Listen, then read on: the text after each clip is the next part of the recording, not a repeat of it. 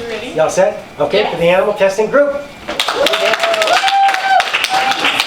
My name is Soon, like sooner or later. I'm Norma. I'm Paul. I'm David. And we work with He and Nyat and Lei for our Vietnamese group. So why is animal testing an issue? So in 2015, so there are 115 million animal reviews in worldwide for all type of testing, like medical purposes, food and cosmetics, and etc. And we found that 1 million animals are using for cosmetic testing worldwide, and 99% of animals are rats, mice, guinea pigs, and reptiles, and etc. And those animals are not protected under Animal Welfare Protection Act. And we found that there are 11 facilities perform animal testing, but only 1,200 are using for medical purposes.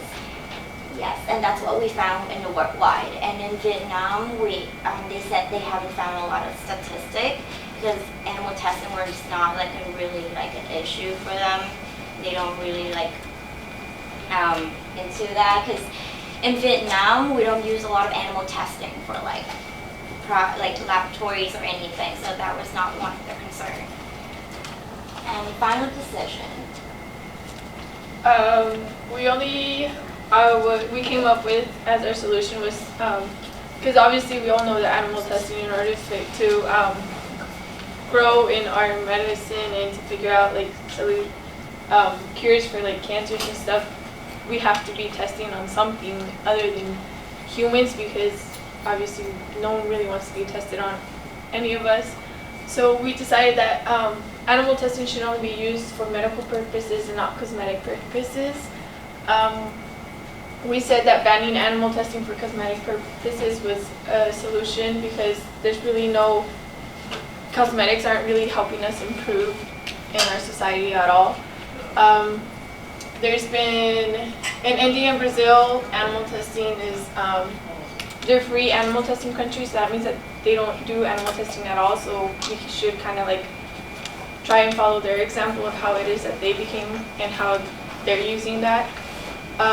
Another one was to encourage people to use animal-free testing products, because if you buy it, then you're supporting it, so if you don't buy it, then that means you're not supporting it.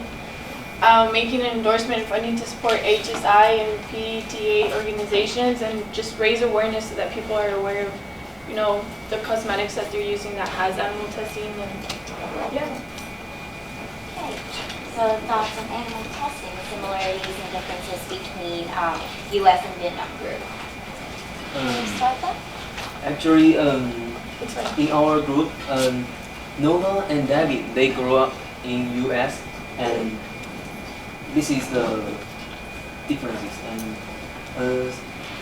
And me, I'm from China, and Sun, she is from Vietnam, and we both have a similar culture. So actually, we have similar opinions about the animal testing.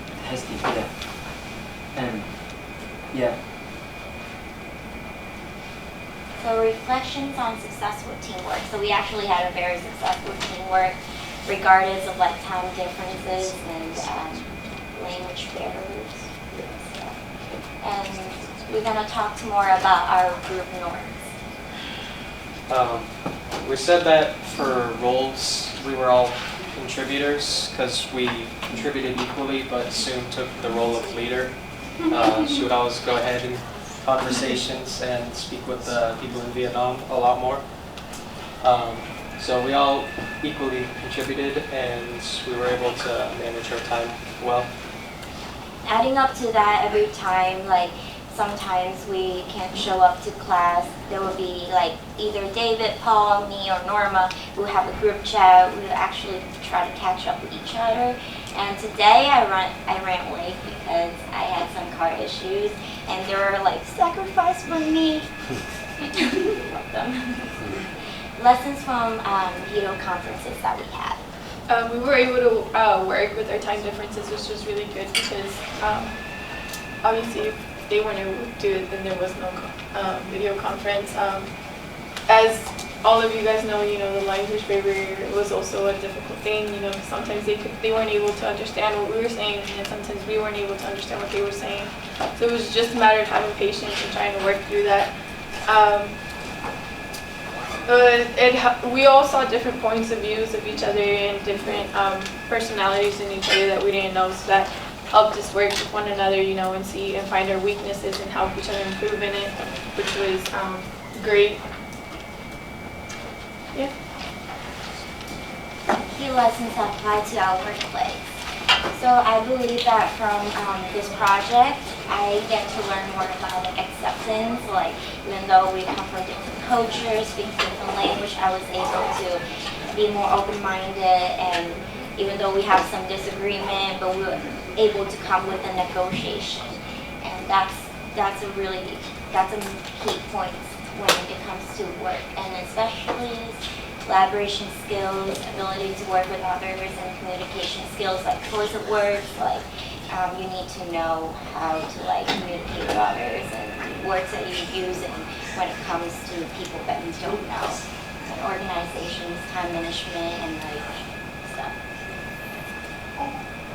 So yeah, one thing. I know this is not about animal testing, but there's one thing that I want to clarify about. I appreciate Professor Greg too for having this class and have all of us work with the Vietnamese people.